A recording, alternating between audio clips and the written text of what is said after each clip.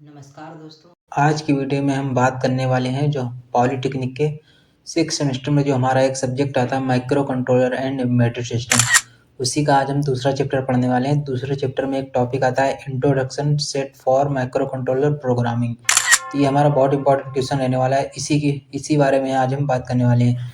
तो चलिए शुरू करते हैं। तो दोस्तों हमारा टॉपिक आता है introduction set for micro controller programming.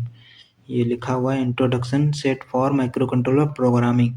तो इंट्रोडक्शन यानी माइक्रो कंट्रोलर की जो प्रोग्रामिंग तो वो क्या होता है, यानी माइक्रो कंट्रोलर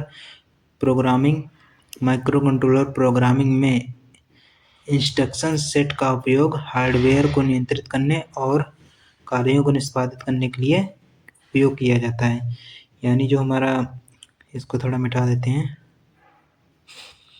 माइक्रो कंट्रोलर का जो प्रोग्रामिंग होता है, प्रोग्रामिंग में इंस्ट्रक्शन सेट का उपयोग हार्डवेयर को नियंत्रित करने और कार्यों को निष्पादित करने के लिए किया जाता है। हर माइक्रो कंट्रोलर के लिए अलग अलग इंस्ट्रक्शन सेट हो सकते हैं। यानी जो माइक्रो कंट्रोलर की जो प्रोग्रामिंग होती है उसमें जो इंस्ट्रक्शन सेट होता है वो क्या होता है, उसका उपयोग हार्डवेयर को नियंत्रित करने और कार्यों को निष्पादित करने के लिए किया जाता है। हर माइक्रो कंट्रोलर के लिए अलग अलग इंस्ट्रक्शन सेट हो सकते हैं। यहाँ पर 8085 के माइक्रो कंट्रोलर को इंस्ट्रक्शन सेट के बारे में दिखाया गया है। यानी जो हमारा माइक्रो कंट्रोलर होता है वो जितने भी माइक्रो कंट्रोलर होते हैं सब के लिए हमारे इंस्ट्रक्शन सेट अलग अलग होता है। पर यहाँ पर जो हम बात कर रहे हैं, यहाँ पर 8051 के बारे में बात कर रहे हैं। ये दोस्तों टॉपिक बहुत इंपॉर्टेंट टॉपिक है, इसको अच्छे से पढ़ के जाना। तो पहला इंस्ट्रक्शन आता है हमारा data transfer instruction. Data transfer instruction क्या होता है, तो नाम से ही पता चल रहा है, ये इंस्ट्रक्शन डेटा को एक स्थान से दूसरे स्थान पर ट्रांसफ़र करने के लिए उपयोग किया जाता है। यानी डेटा ट्रांसफ़र इंस्ट्रक्शन क्या होता है, यह इंस्ट्रक्शन डेटा को एक स्थान से दूसरे स्थान पर ट्रांसफ़र करने के लिए उपयोग किया जाता है। इसको कुछ इंस्ट्रक्शन सेट दिए गए हैं। ये जैसे मूव होता है, MOV मूव, इसका काम क्या होता है, डाटा को सोर्स से डेस्टिनेशन में मूव करता है। यानी मूव का क्या मतलब है, डाटा को सोर्स से डेस्टिनेशन में मूव करता है। और मूव सी, ये क्या है, ये प्रोग्राम मेमोरी से डाटा को मूव करता है। इसके बाद में हमारा आता है तीसरे नंबर पे मूव एक्स का एक्सटर्नल डेटा को मेमोरी से मूव करता है। मूव एक्स का काम क्या होता है, एक्सटर्नल डेटा को मेमोरी से मूव करता है। पुश क्या करता है, डेटा को स्टैक में सेव करता है। डेटा किस में सेव करता है, स्टैक में सेव करने का काम करता है पुश। पॉप का क्या काम होता है, डाटा को स्टैक से रिट्रीट करता है। डाटा को स्टैक से रिट्रीट करने का काम किसका होता है, पॉप का होता है। ये हमारा पहला इंस्ट्रक्शन सेट हो गया। पहला कौन सा है, डाटा ट्रांसफ़र इंस्ट्रक्शन सेट। दूसरे पे बात कर लें, दूसरा है हमारा अर्थमेटिक इंस्ट्रक्शन भी हमारा जो है नाम से ही पता चल रहा है। अर्थमेटिक इंस्ट्रक्शन क्या होता है, ये इंस्ट्रक्शन गणितीय ऑपरेशन के लिए उपयोगी है। ये इंस्ट्रक्शन किसके लिए उपयोगी, गणितीय ऑपरेशन के लिए उपयोगी है। कौन कौन से होते हैं हमारे, जैसे ऐड हो गया, ऐड का मतलब जानते हैं, सभी लोग जानते हैं, जोड़ना होता है। सब्सट्रैक्ट हो गया, इसका घटाना होता है। INC होता है एक, इसका क्या काम होता है, किसी रजिस्टर या मेमोरी को लोकेशन से एक बढ़ाता है। यानी किसी रजिस्टर या मेमोरी लोकेशन को एक से बढ़ाता है। और DEC यानी डेक का क्या काम होता है, किसी रजिस्टर या मेमोरी लोकेशन को एक से घटाता है। इसी तरह से ये मल्टीप्लिकेशन होता है, इसका मतलब गुणा होता है, डिवीजन नहीं भाग होता है। दूसरा हमारा कंप्लीट हो गया। ये दूसरा हमारा कौन सा था, अर्थमेटिक इंस्ट्रक्शन हो गया हमारा। जो हमारा तीसरा कौन सा था, लॉजिकल इंस्ट्रक्शन क्या होता है, लॉजिकल ऑपरेशन को रिप्रेजेंट करने के लिए हमारा किसका उपयोग करते हैं, लॉजिकल इंस्ट्रक्शन का उपयोग करते हैं। यह इंस्ट्रक्शन बिट लेवल ऑपरेशन के लिए उपयोग किए जाते हैं। जो लॉजिकल ऑपरेशन होता है उसका उपयोग कहाँ करते हैं, बिट लेवल ऑपरेशन के लिए यूज करते हैं। जैसे ANL हो गया, इसको हम एंड ऑपरेशन के लिए यूज करते हैं। ORL इसको और ऑपरेशन के लिए, XRL इसको XOR ऑपरेशन के लिए होता है। CPL CLR ये क्या होता है, CPL क्या होता है, किसी बिट या एक्यूमुलेटर को कंप्लीमेंट करने के लिए।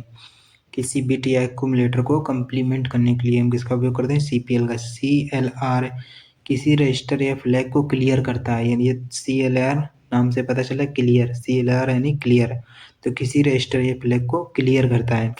CLR क्या करता है, किसी रजिस्टर या फ्लैग को क्लियर करता है।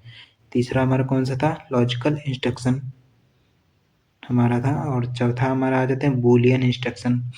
बूलियन इंस्ट्रक्शन क्या होता है, बूलियन या बिट लेवल ऑपरेशन के लिए इंस्ट्रक्शन को जो सीधे पढ़ने लिखने या बदलने के लिए यूज किए जाते हैं। बूलियन क्या करता है, जब हम किसी डाटा को सेट करना होता है, जब किसी डाटा को क्या करते हैं, सेट करना होता है, तो एक मिनट दोस्तों,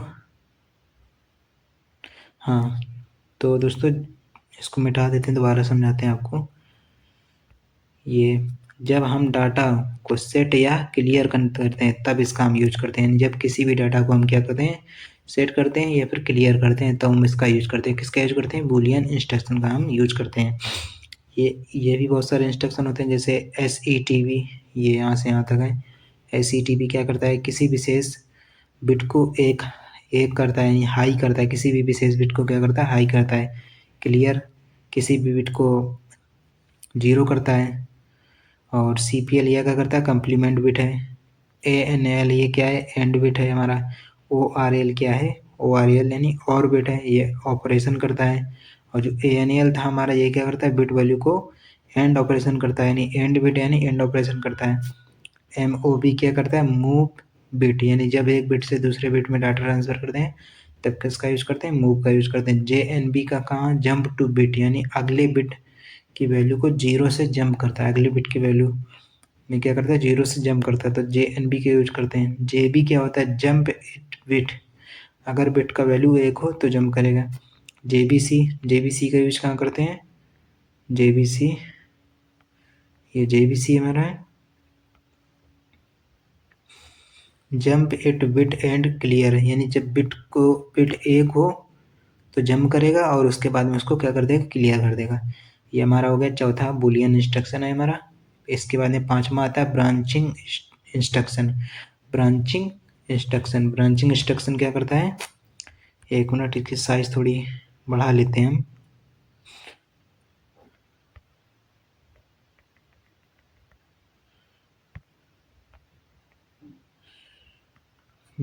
तो दोस्तों ब्रांचिंग इंस्ट्रक्शन क्या करता है हमारा, तो ये भी नाम से दोस्तों पता चला है, ब्रांचिंग यानी ब्रांच, यानी ये इंस्ट्रक्शन प्रोग्राम को कंडीशन के आधार पर ब्रांच करने के लिए उपयोग किया जाता है। ये इंस्ट्रक्शन क्या करता है, प्रोग्राम को कंडीशन के आधार पर ब्रांच करने के लिए उपयोग किया जाता है। एस जंप JMP जो हमारा, इसको शॉर्टकट में लिखा गया है, इसको हम जंप बोलते हैं। S जंप यानी शॉर्ट जंप।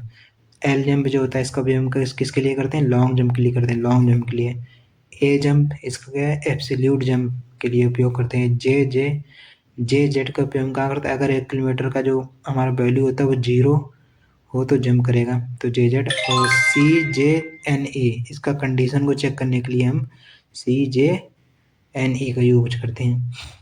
तो ये हमारे 5 इंस्ट्रक्शन हो गए। ये भी दोस्तों हमारे दिए गए हैं, इसको आप टेबल की तरह भी एग्जाम लिख के आ सकते हैं, इस तरह से टेबल बना सकते हैं जिस तरह से यहाँ पे दिखाई दे रही है आप लोग को। ये देखिए, ये हमारा डेटा वाला हो गया, ये अर्थमेटिक, ये लॉजिकल, ये बूलियन, ये प्रोग्रामिंग, ब्रांचिंग, ये वही है मूव वाला, ये ऐड वाला है, ये ANL, ये क्लियर, ये जंप वाला हमारा हो गया ब्रांचिंग वाला। आप लोग उसको इस तरह से टेबल पे भी बना के आइएगा। अगर टेबल आप लोग बनाते हैं तो और भी अच्छे नंबर आपको मिलेंगे। बाकी अगर आप लोग इस तरह से इनको अलग अलग भी अगर आप लोग लिख कर आ जाएंगे तो भी कोई प्रॉब्लम नहीं होगी, और टेबल भी बना सकते हैं। उम्मीद है दोस्तों आप लोगों को ये वीडियो अच्छा लगा होगा।